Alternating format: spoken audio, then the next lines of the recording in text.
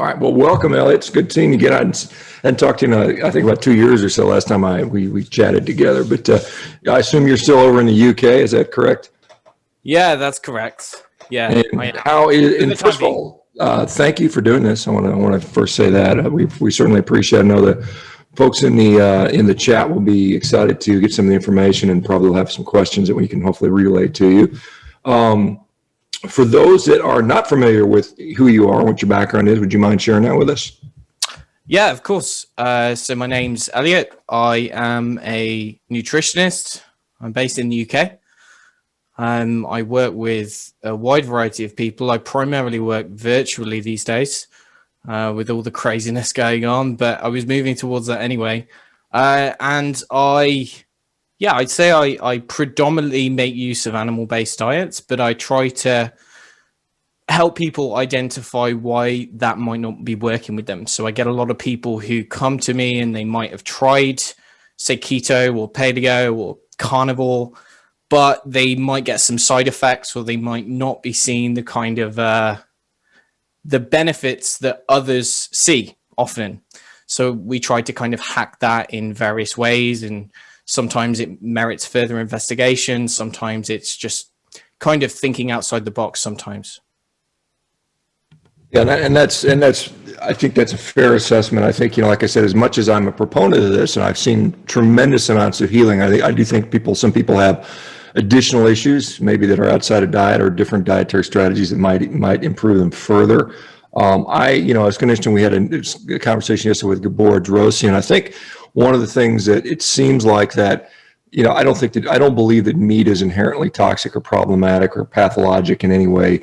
I think, when we sometimes put in meat into a toxic environment, i.e. our gut or our broken physiology, then sometimes you can see, like for the example was the production of TMA, trimethylamine, from dysbiotic gut bacteria acting on meat. Well, if the gut bacteria are not dysbiotic, then we don't have that occurring, or at least we do not have that occurring to any significant amount. And so I think this somehow maybe explains why some of this confounding with, Americans eating a crappy diet, and then meat in that situation becoming possibly problematic. And when you clear all that out and get rid of the garbage, we get back to, kind of these foods that we were probably all well designed to eat. And that includes probably some foods outside of meat. It's crazy as it may sound for me to say that, but I don't believe that necessarily all foods are bad for us outside of meat. I do think that meat is a superfood. And I think it, certainly this carnivore diet eliminates, the junk for sure. But let me ask you, so when you see people that are struggling, what are some of the common areas that are typically the source of those issues?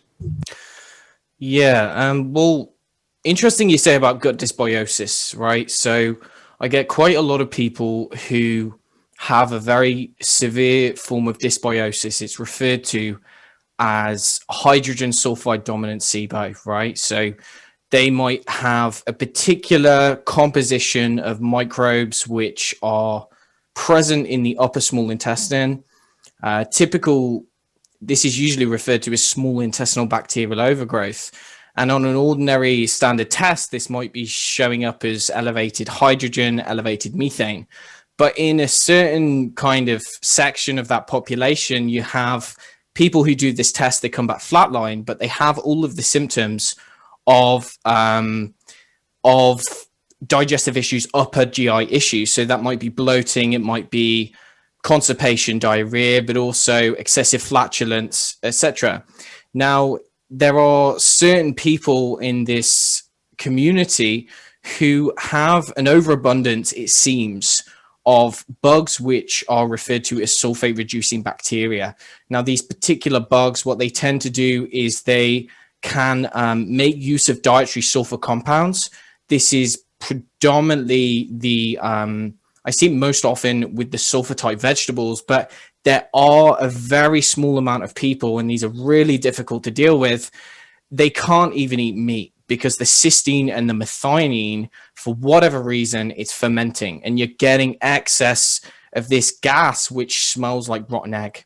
And in these kinds of people, it's like they try every diet, and the diet that is best for their symptoms is actually one which is animal free, but they've got all of these other health problems, and so it's really difficult how to work with them. They know my kind of approach and they're desperate to eat meat and animal foods, but they can't tolerate it. And so in that kind of context, we have to ask the question, well, why is this?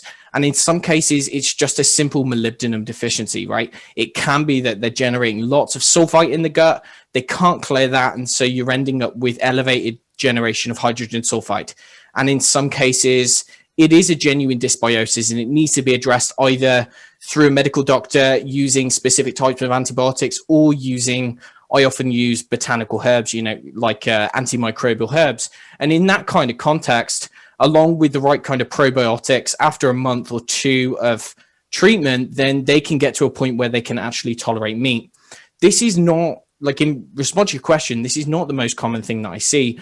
I usually see very frequently, I have carnivores who start the diet and they anticipate initially maybe getting some digestive upset. So they might have experienced some diarrhea to start off with, or some constipation. And generally on the groups, on the forums, it's accepted that this is going to be a temporary adaptation phase that might last a couple of weeks or a month, and then things will normalize. Now, unfortunately, in some people, it doesn't tend to normalize. And I've had several people who've been on this diet and they see miraculous benefits in many other ways. Say they've got an autoimmune condition, but they have chronic, severe digestive issues. And it's like watery diarrhea. I mean, I had one lady who had diarrhea for 2 years on this diet.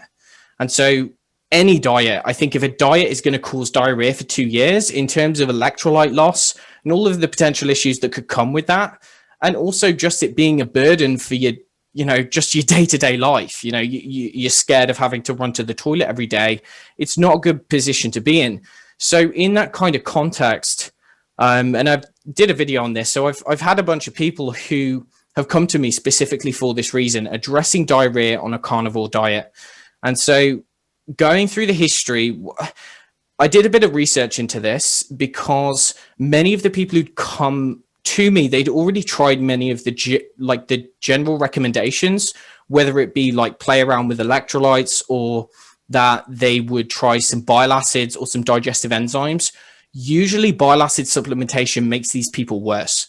And so in that kind of situation, it doesn't seem as though it is related to a lack of digestive capacity or a lack of bile, which it is usually thought to be. But in some cases, according to the literature, it seems to be that a lot of people who have this problem, they suffer from a condition which is referred to as bile acid malabsorption. And if you look into the literature, the mechanism behind this in people who don't have any other genuine organic, like digestive pathology, they don't have Crohn's disease, they have their gallbladder, so they've got a well-functioning digestive system. They just can't tolerate high fat or a lack of fiber. They get severe diarrhea. What this is referred to as is primary bile acid malabsorption. And so essentially it seems as though the most up-to-date understanding of this condition is not that the people are producing not enough bile. It's not that they've got a bile acid deficiency. In fact, it seems to be a problem with making too many bile acids. They make too much. And in simple terms, without going into the details, basically, when we are generating bile acids, we're meant to be recycling them. We recycle them multiple times per day. So they're the way that we detox the junk from our body, but they're also the way in which we're emulsifying fats and absorbing fats. And so we're meant to be we've got like a total bile acid pool, and that is meant to be somewhat limited, and we're meant to recycle those. But the problem in this kind of condition, and it does seem to be the case in many carnivores who don't necessarily have many other health issues, or they've seen great benefits in other areas, it's just this is like one of the primary issues for them. It seems as though the message from the gut, you see that when you reabsorb bile acids, it's meant to signal this protein called FXR, and FXR signals another protein called FGF19. But then what this is meant to do is basically you're meant to get a signal from the gut to the liver to tell the liver to stop making more bile. And so the idea is that when you stop making bile, you're going to recycle the ones that you already have. But in this condition, it seems as though people, for whatever reason, the communication mechanism from the gut to the liver becomes a little bit skewed. And in that context, the liver doesn't get the message to stop making bile. And so what happens in these individuals, it seems, is that they're making all of this bile, and essentially what ends up happening is that free bile acids get to the colon, and when they get to the colon, that's extremely irritating. That causes severe watery diarrhea. And so that was the kind of conclusion that I came to that was happening to some of these people. And so interestingly, if you look at the research, there's a couple of molecules like herbs and nutrients which have been used to improve this kind of condition. One of those is vitamin C.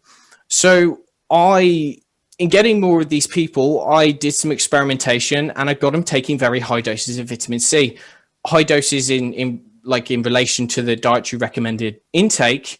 What I found to be probably the most effective solution to diarrhea on a carnivore diet is anywhere from 2,000 to 4,000 milligrams of vitamin C ascorbic acid per day.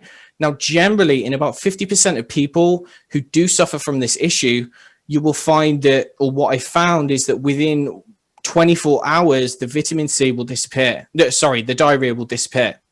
So that seems to be, I'm not sure of the mechanism. It might be related to helping to send the signal from the gut to the liver to stop making bile acids.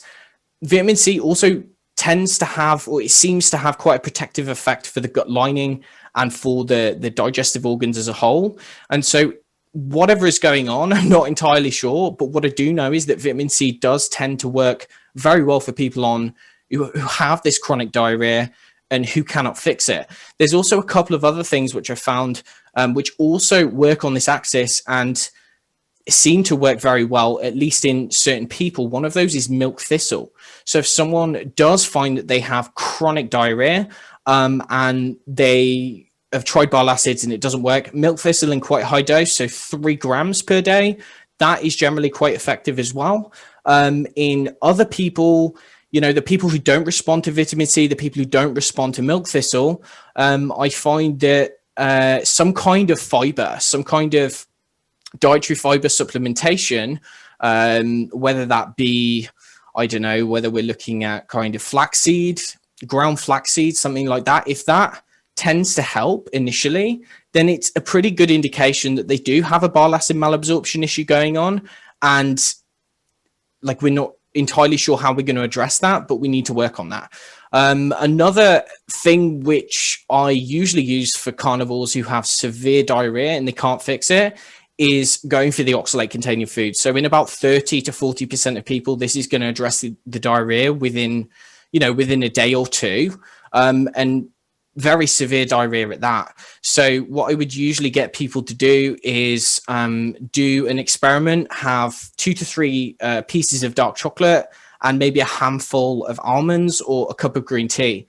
And the majority of cases, people don't believe me that it's going to work. But if you go through their history and they've come from a place where they have been, chugging down green smoothies, they've been eating spinach salads and all of this kind of stuff, they get onto carnivore and they have severe diarrhea. They try everything, nothing else works. They try the other supplements I've recommended, nothing works. Then usually the only thing that's going to work for these kinds of people is eating some oxalate containing foods. And oftentimes they're pretty amazed as to how quickly it can eradicate it. I mean, I've had people who've been up all night, every night, 6, 7, 8 times a night with watery diarrhea, and this has been going on kind of 3 or 4 months. They've been desperate to stay on the carnivore diet, but their body physically doesn't feel like it can handle it anymore. And so what we do is we just get them on some dark chocolate. And yeah, I'm yet to see, I mean, it literally will work within a couple of hours, and people are generally over the moon when that happens. And so the idea then is that you would find the kind of minimum amount of oxalate that they would need to to prevent the diarrhea. And then what you would do is you would very gradually reduce that over a longer period of time. So there might be 99% carnivore with dark chocolate, or 99% carnivore with some almonds or something like that. And then over the space of a week, or 4 to 6 weeks or 8 weeks, you would take that down by a nibble every single week, kind of thing, until they can get to the point where they no longer require a constant intake of oxalates, and the digestion is normalized. Now, that might also be one of the mechanisms by which vitamin C works in these people, in that it's generating endogenous oxalate.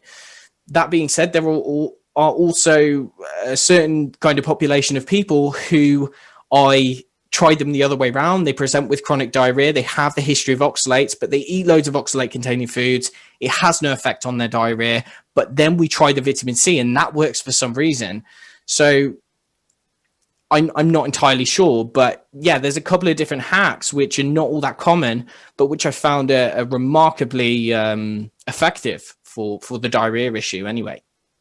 Yeah, interesting. And I was going to, ask you about the relationship to vitamin C and oxalates, because we know that exists. There's a pathway for that. But speaking of vitamin C, so where is your recommended source? Are these people taking vitamin C tablets? Are they taking it in the form of food? I mean, there are some animal-based sources of vitamin C if we really wanted to load up that way through certain organs. How do you recommend people get their vitamin C when they do it that way?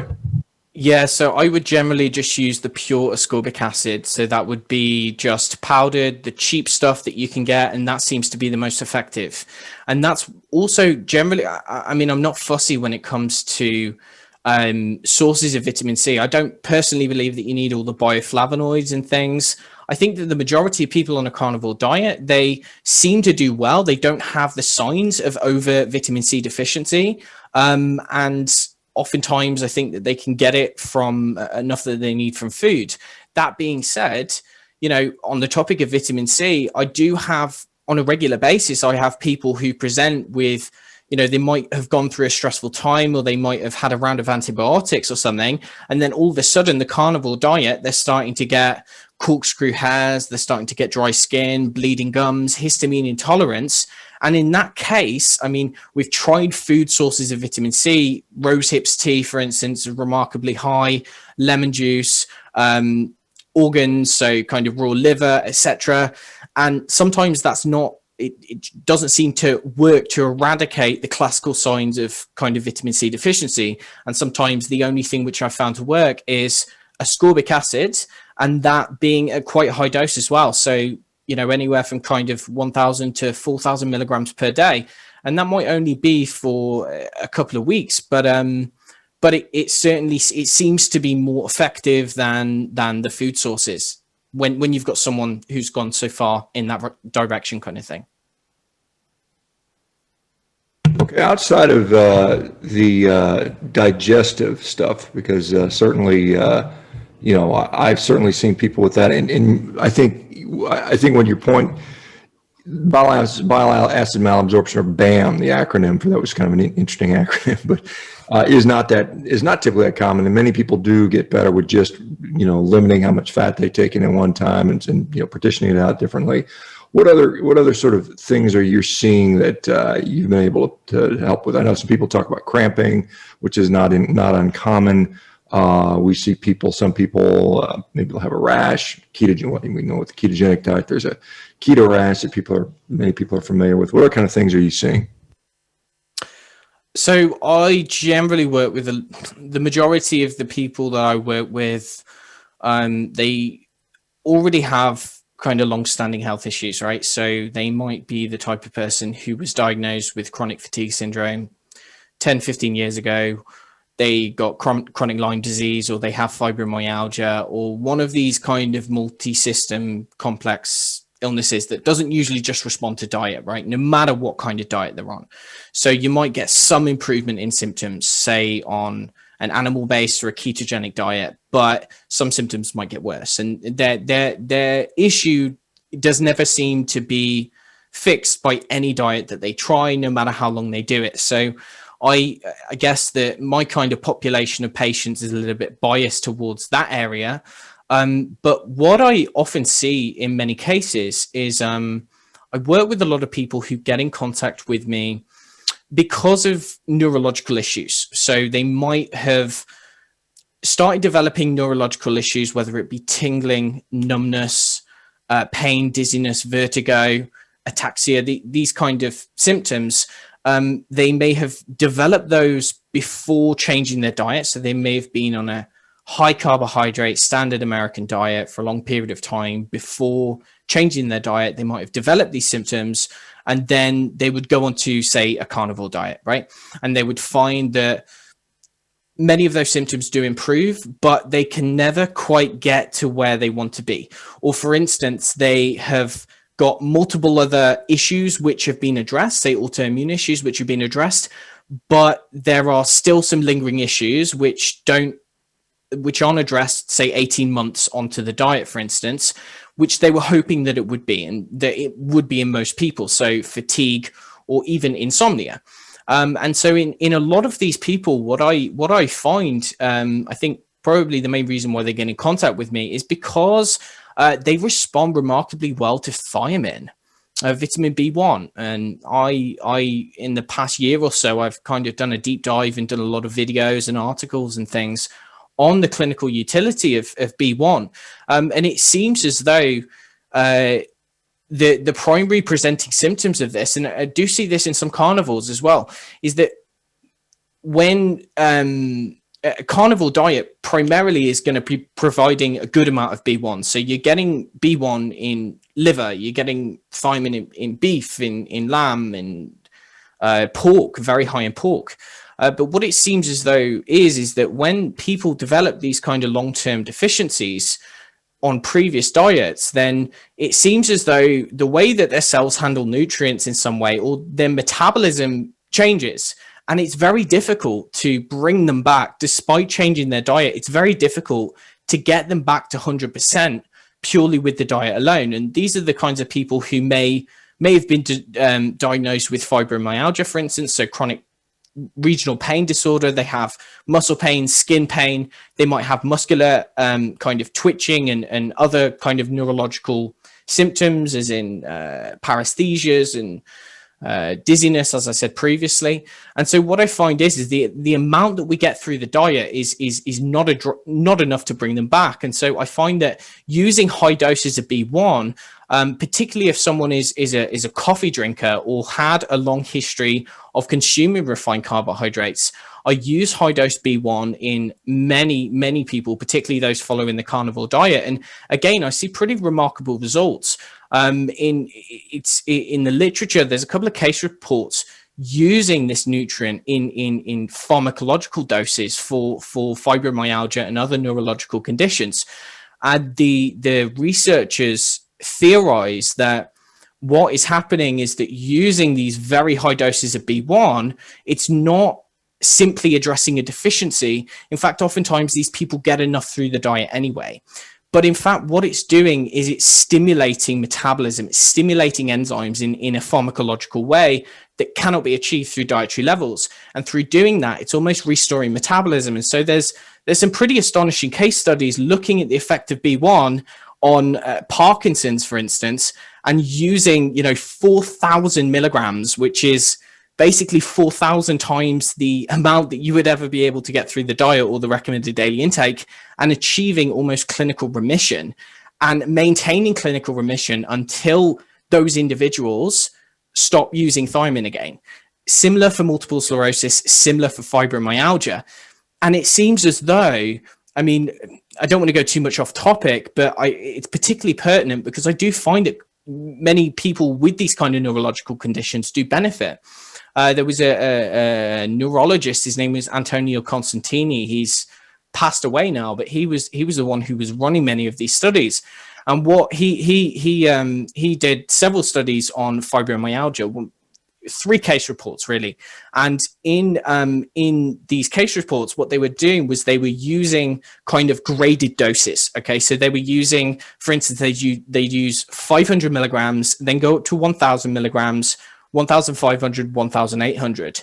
And what they found in many of the participants, and this is kind of similar to what we see clinically, is that what they found was that at the lower doses, or say 1,500 milligrams, there would be no difference in clinical phenotype, no difference in symptoms, no benefits, no identifiable benefits anyway. But then when they reached a threshold, it's almost like an all or nothing effect. When they reach a threshold of 1,800, now I don't know why it's that number, but that's the special number when it comes to thiamine. When they reached 1,800 milligrams was when they saw, I mean, these patients saw 80% improvement overnight once they reached that dose, but no improvement before reaching that dose. And again, that, you know, it's the same neurologist who theorized that what's happening is that this is essentially it's almost kickstarting the enzymes which have been inhibited by factors which are unrelated to diet. And this is the kind of thing that I try to do with people, is that looking at the things which are non-dietary related. So someone might be getting sufficient vitamin C through the diet, but what is it in their environment which is stealing vitamin C from them, right? What is it? I mean, for instance, a school bait, we require enough glutathione to maintain our plasma vitamin C levels, right? And so if someone already has tank glutathione from years of chronic Lyme disease, or they live in an environment which is moldy, or they have, you know, they work in an occupation where they're continually exposed to certain heavy metals, for instance, then that is going to tank their glutathione, and therefore their overall requirement for daily vitamin C intake to maintain good levels might be that bit higher than someone who doesn't have those environmental exposures. And so it would seem as though there's lots of things which are not related to the diet, but which are frankly toxic, which pretty ubiquitous in our modern world these days, which can tank our nutrient status, or which can inhibit our enzymes. I mean, one of the examples is alpha ketoglutarate dehydrogenase. It's one of the enzymes in the TCA cycle. It's a step towards us making ATP, oxidative energy metabolism. And so that enzyme is exquisitely sensitive to a variety of things which are not associated with the diet. And in this kind of context, someone can have a marvelous diet. They can have the best diet in the world. But if they have these ongoing exposures, or these things in their body which are inhibiting the enzymes involved in how they make energy, it doesn't matter how much they get through the diet, because the enzymes remain inhibited. And in that kind of context, what we're looking at doing is applying similar principles as what would be used in the genuine inherited genetic conditions. So the inherited disorders of metabolism, where people are genetically making defective enzymes which have a very low affinity for their cofactor. What's happening is that the only way to treat these people with these genetic conditions is by saturating the cells with the nutrient. By saturating the cells with that nutrient in such high doses, what you're doing there is you're stimulating the enzyme almost like supraphysiologically. And this is what seems to work for people with certain long-term issues who don't respond primarily to diet. It's about trying to kind of go in there with temporary high doses, stimulating metabolic function, and kind of bringing them from where they were at 70% towards the 90 or 95% way. And so that's kind of where I think that using a good quality nutrient dense diet in conjunction with, you know, maybe some testing or some targeted supplementation temporarily, it seems to be very effective. Let me ask you about some of the testing, because, you know, some of these people are thinking, wait, maybe I have this, maybe I have that. How do I know if that's, I mean, other than, you know, throwing medications at it to see if you respond, is there a way to sort of at least get a better idea if this is something that you may potentially be suffering from? Yeah, I mean, that's a really good question. And in some cases it is. Generally looking at urinary organic acids is a pretty good way to get an idea of like a functional nutrient status, because oftentimes one of the issues with people looking to assess nutritional status is they will go to their conventional MD and they'll get their blood levels of the vitamins checked, and oftentimes they come back normal. But usually what that's doing is it's reflecting recent dietary intake. It doesn't really tell us much about how the cells are processing those nutrients, how whether the cells can actually use them. So in some cases, what you see even in carnivores is you might see a very high blood level of B12, and the conventional MD would look at that and think that that's good. But then you would run a urinary methylmalonic acid, which is a functional marker for how the cells are using B12. And you would see that actually this person is severely B12 deficient, despite having really high levels in the blood. So this is where looking at like a functional test would come in, kind of assessing the indirect markers for nutritional status. It can tell us whether there's an increase of certain enzyme activity or reduction in enzyme activity. Now, in many cases, if someone, despite their diet being good, if they still have these symptoms, there is usually a problem with their nutritional status, primarily related to the B vitamins more times than not. So it could be folate, could be B12, could be B3, B6, B2, B1 kind of thing.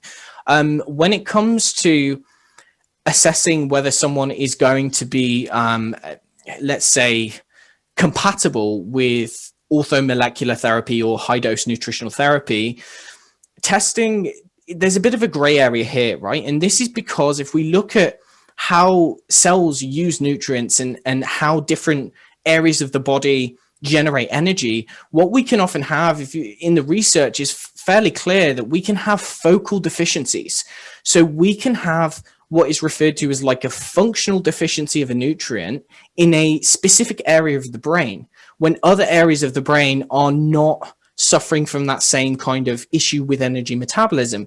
Give an example. So for instance, in some of the neurological conditions, what they found is that the enzymes involved in energy metabolism are kind of like selectively downregulated in certain areas of the brain compared to other areas of the brain. For instance, if you were to do a muscle biopsy and you were to look at whether the cells had, the kind of expression of different enzymes or the amount of different, which one of the organic acids, it could be perfectly normal in the muscle, but it might be entirely abnormal in certain areas of the brain. And so there you kind of reach the problem that, okay, someone might be generally 90% of their body may be using this nutrient in the way that it should do, but we have certain areas of the body, certain areas of the brain, which we can't really get with a biopsy. We can't get to, and it's not going to show up in the blood or the urine. But these are the areas which are kind of suffering from defective energy metabolism. So in that kind of context, what I often find is that people who come back with normal or so-called normal lab results when it comes to thiamine deficiency, I mean, a lot of people get in contact because they think they've got this, but ultimately these people come back with normal labs and even normal functional labs, but they seem to benefit miraculously from doing high doses of certain nutrients, including thiamine. So I'd like to say that it was clear cut and that it was kind of that there was a way to measure it, but I would say that it doesn't seem to play out like that in real life. And I can't necessarily explain it theoretically. But yeah, it's just, I like to do what works. And it seems as though this is something that does seem to work sometimes. Yeah, I'm certainly on board with the do what works type of thing, whether you can figure out the mechanism or not. Ultimately, the end of the day is the results we get. Someone had mentioned a paradoxical response to thiamine and concerns. Are there any concerns potentially negative for doing such high doses of whether it's thiamine or vitamin C or some of these other compounds that we sometimes see? I mean, the IV infusions have become popular in recent years of mega doses of vitamin D, vitamin C, so on and so forth. Any potential negative concerns about that stuff?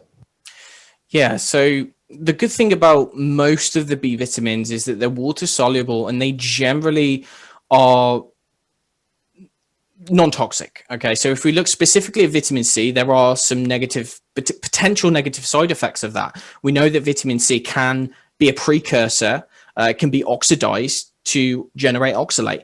There are lots of other potential concerns with vitamin C. It's the same as vitamin D. I mean, being fat soluble, someone could become vitamin D toxic. Like I've seen it on several occasions. People do make themselves vitamin D toxic just by supplementing really high doses for long periods of time.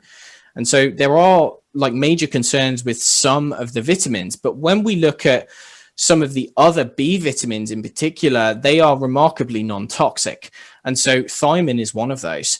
And that can be demonstrated. I mean, there's certain types of thiamine which have been studied for a very long time, particularly in Japan, because that's where they would see thiamine deficiency be more common than anywhere else in the world, up until today, perhaps.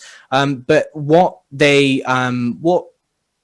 generally found is that it's very difficult to produce any kind of toxicity with thiamine. Now, that's not to say that there's not potentially going to be side effects. Now, someone mentioned the paradoxical reaction, so I assume that they've done their homework.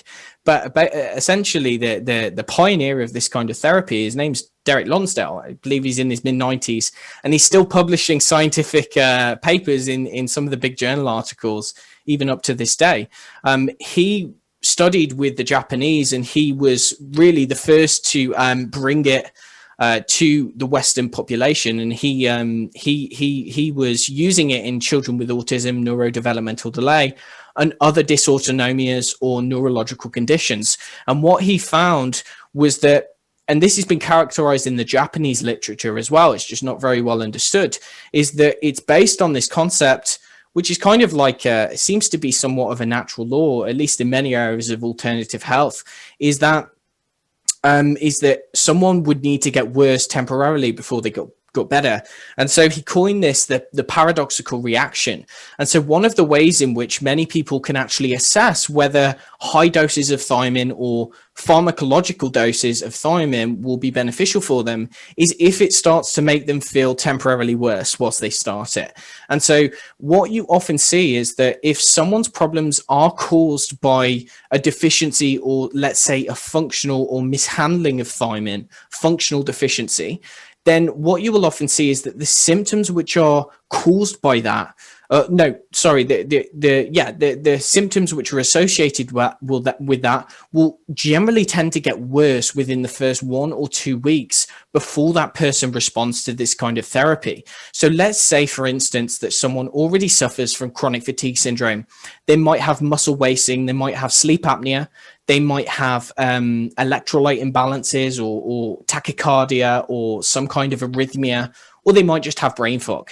Now, oftentimes when you start them on B1 or thiamine, what is going to happen is that they will temporarily get worse. They will notice an increased severity of their symptoms, and that will usually persist for anywhere between a few days and a week. Now, the way that this is kind of managed is it's titrated. So you would start very slowly, and you would only build the dose when the original symptoms have returned back to baseline. Now, generally, the therapeutic dose for something like this is going to be anywhere from kind of 300 to 1,800 to 2,000 milligrams per day. And that's when you can see real miraculous symptom changes. Oftentimes at the lower doses, that's not going to happen. Now, again, there are lots of kind of potential side effects if we look at how the nutrients interact with each other, in that when you take one vitamin, especially the B vitamins, you are going to be affecting how the other B vitamins are handled, how they work. So if you think of it like lots of different cogs, and these cogs are interrelated and they're kind of functioning all together, when you put the gas pedal down on the one cog, you're potentially going to be increasing the requirement for the other B vitamins, or you're going to be having some kind of an effect.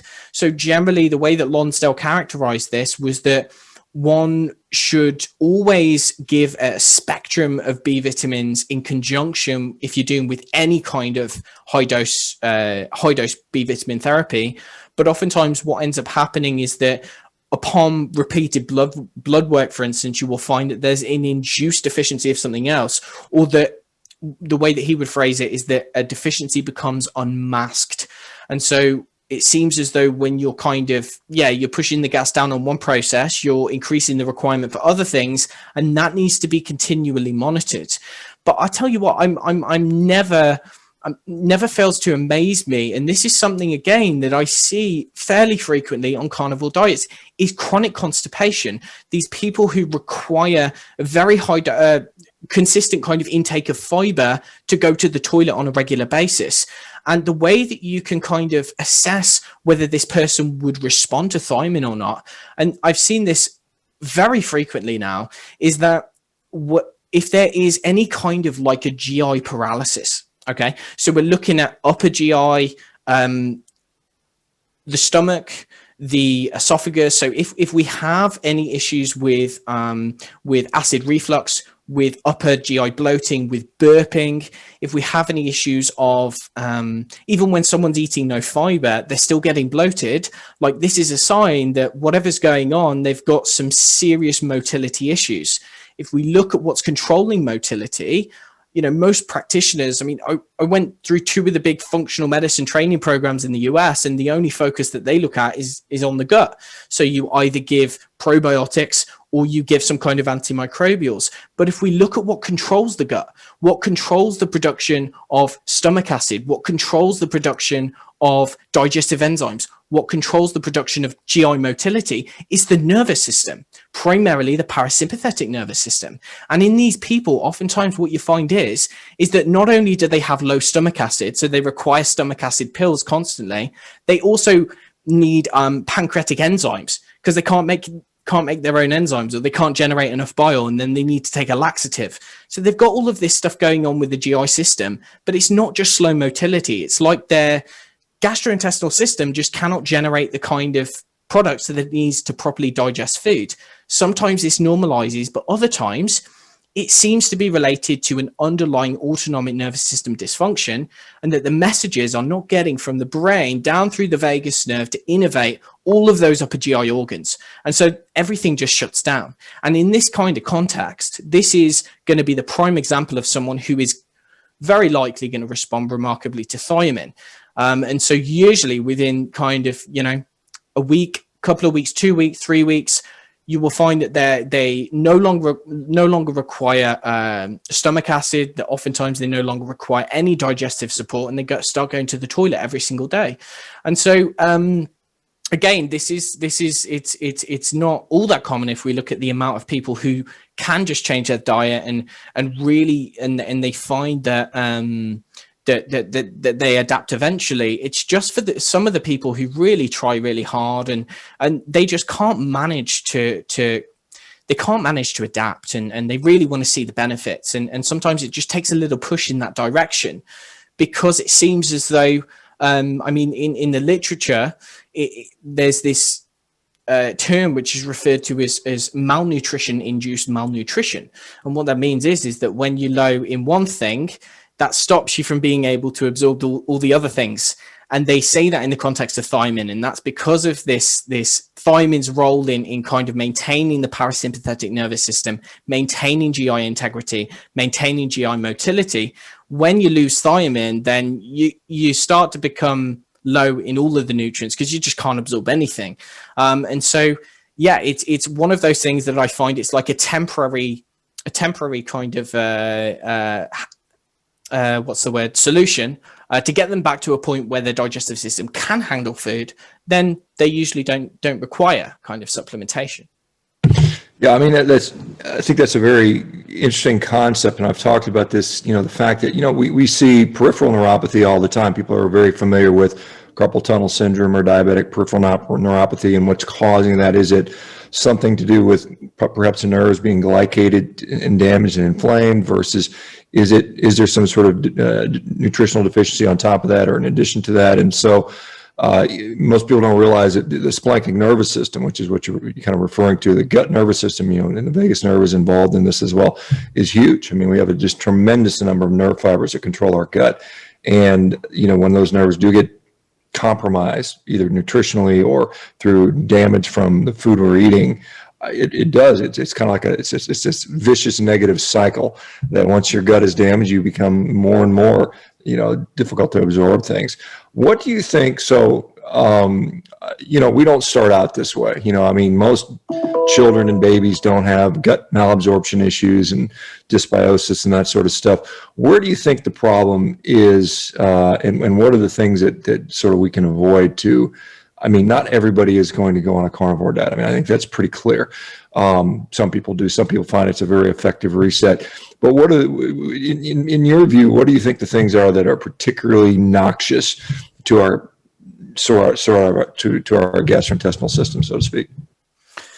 Yeah, so I would say hanging around towards the top of that list is going to be refining food. That is really such a massive problem.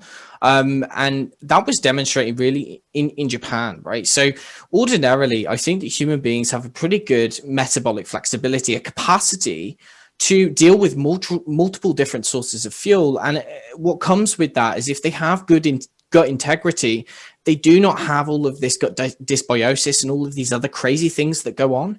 If they have relatively good nutrient status, then it appears that as though human beings for a fairly long time have been at least okay at deriving nutrition from lots of different types of foods, right? And it seems as though when we refine foods, I mean, to give an example, ordinarily or originally in Japan, they were the first ones to start polishing rice, right? So they would take out the outer kind of husk of the rice, and they only found out later that that was what contained all the B vitamins. No one even knew about B vitamins back then. And so it was the upper classes who were eating lots of white rice, and they were developing all of these neurological issues and all of these cardiac issues and GI issues. And so in that kind of situation, the reason was because the intake of energy was far surpassing the intake of micronutrients. And what we need to, it's so important to understand, and it doesn't get barely enough emphasis in kind of conventional nutritional circles or conventional dietetics, is this idea that to process energy, to process fuel, we require those micronutrients. We require the B vitamins. We require the minerals to essentially convert those, to break those down and to generate ATP. And if we do not have enough of those essential elements, those micronutrients, we cannot effectively take that energy and actually make use of it, right? And we can't process it, and things go downhill from there. And so I think one of the main issues here is that we are, particularly in the West, but especially in the US, is the sheer quantity of refined empty calories. And so the intake of energy is completely surpassing the intake of the micronutrients, which we need to burn that for energy. And so I find that particularly problematic. But then again, I mean, to try to list all of the things and prioritize them, it's probably impossible at this point, because not only is it the taking the goodness out of the food that is really screwing people over, but in fact, we've introduced how many thousands of man-made chemicals into the environment over the past couple of decades, and only a fraction of those have even been studied in terms of their effect on the human body, on our biochemistry, but also on the microbiome. And I understand that not much is known about that, but there does seem to be some pretty disturbing links between, if we look at, for instance, glyphosate, and there's many people who talk a lot about glyphosate, Stephanie Senner, for instance, and some of the research on glyphosate is quite disturbing, particularly on how it can modify our bugs to produce chemicals which then affect us, but also how it can potentially be affecting our own cells and how we're making collagen and how we're kind of doing all of this essential stuff. And so when we live in an environment which is so thoroughly toxic, it's almost as though, you know, the body will do what it can to adapt in whatever way it can kind of function, but it can only do that for so long. And so this kind of, again, it relates to this idea of providing the body with some temporary support when necessary. When we have this situation where we're exposed to all of these factors, whether it be exhaust fumes or whether it be BPA and plastics and other kind of, you know, organophosphate pesticides, or glyphosate, or you name it. I mean, there's even perhaps this idea that EMF is having an effect on our kind of cellular energy metabolism. We have all of these things which are kind of directly affecting not only how our cells make energy, but also how our cells process nutrition, how our cells are able to maintain their kind of defenses, you know, our antioxidant system, our detoxification system. All of these things are being hit from basically all angles. And in that kind of context, eating a very nutritionally replete diet is sometimes, at least in the context of chronic illness, it in my opinion, it doesn't seem to be quite enough for some people. And so, yeah, I mean, I don't know how I would quite answer that question. I guess I wasn't prepared for that. Lots of different things, right? There's numerous different things which are affecting the human body, as you know. Yeah, and again, I'll point to our interview yesterday with Gabor Derossi, and we talked about, he echoed the sentiment about the ultra processing of the food to make that energy component of the food very highly available, very quickly absorbed, in fact, absorbed much more rapidly than it should be. I mean, whole foods are designed to be broken down sequentially and absorbed sequentially throughout the gut. I mean, in reference to things like the incretin hormones, where you have stimulation of GIP in the proximal gut and GLP comes in the later gut, with these very highly nutritionally dense, often carbohydrates. We often see that. We can see that with like protein powders and stuff like that, where these are absorbed ultra rapidly, not in a way that we were necessarily designed to absorb them.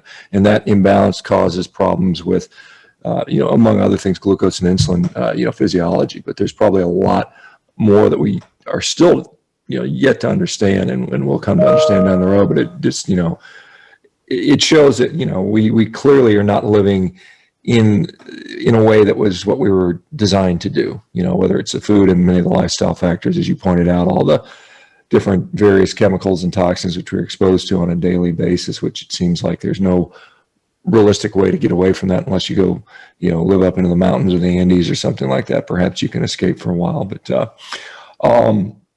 we've got just a few more minutes yet. Elliot, is there any other things you want to let people know about, or talk about what you do in general, who you typically help?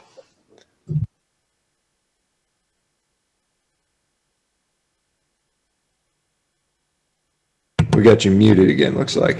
You must have been muted somehow. Sorry. Yeah, I muted myself.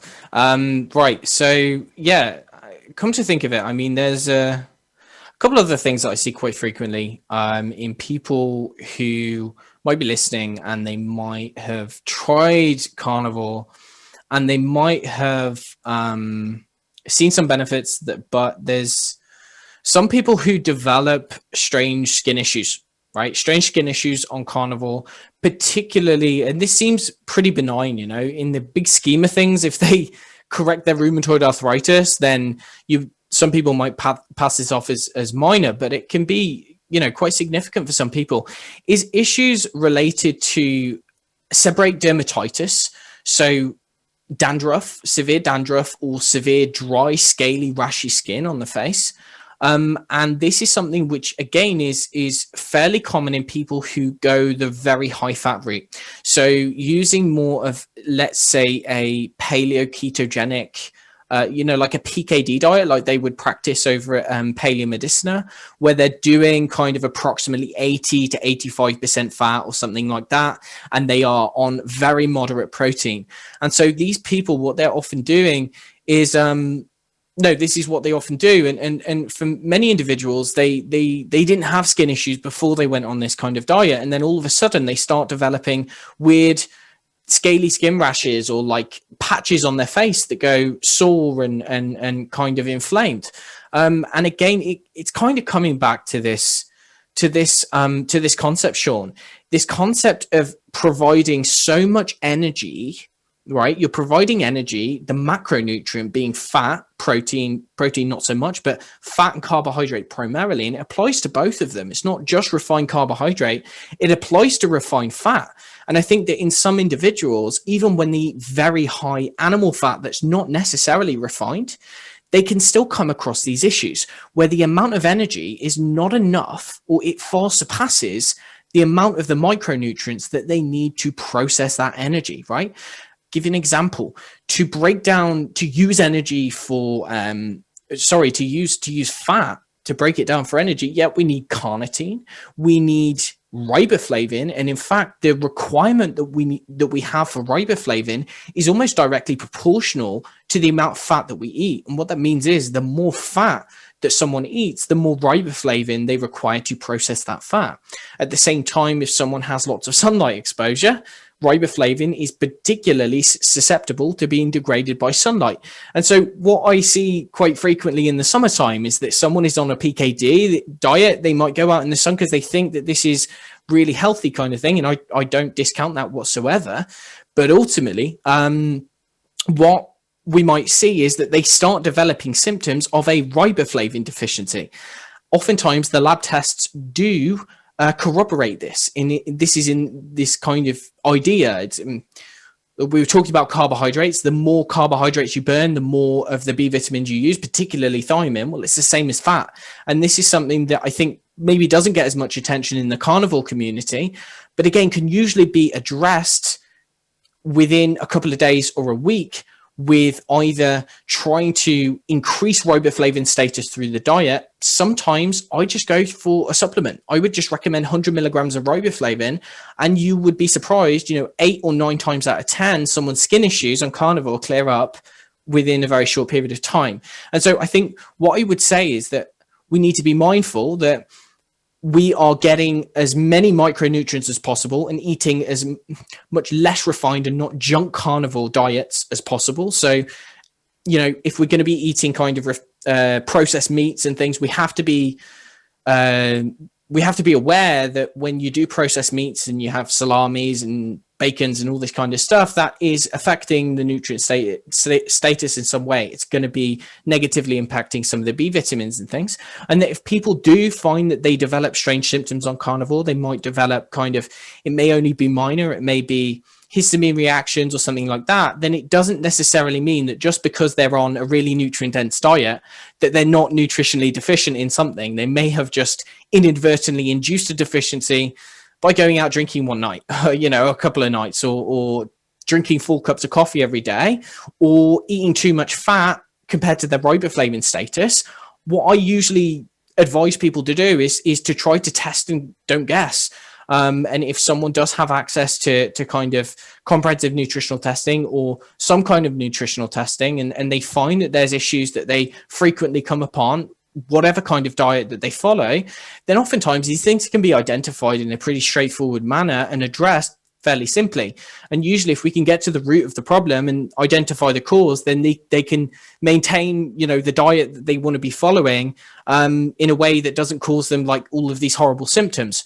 And again, it's just kind of trying to think outside the box and piece things together and understand that any diet that anyone does, sometimes it can be, it might not be hitting all of the bases, and we need to kind of continually refine that based on what our body is communicating to us, Yeah, I think that's a fair way of looking at things. You have to go with the results and don't be particularly dogmatic about it.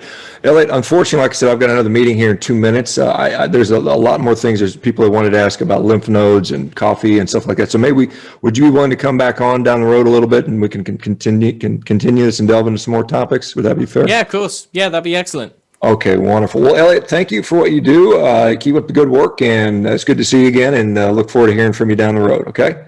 Thanks for having me on, Sean. Thanks, okay, everyone. guys. You guys all have a good day. We'll see you back tomorrow. Take care now. Bye-bye. Bye.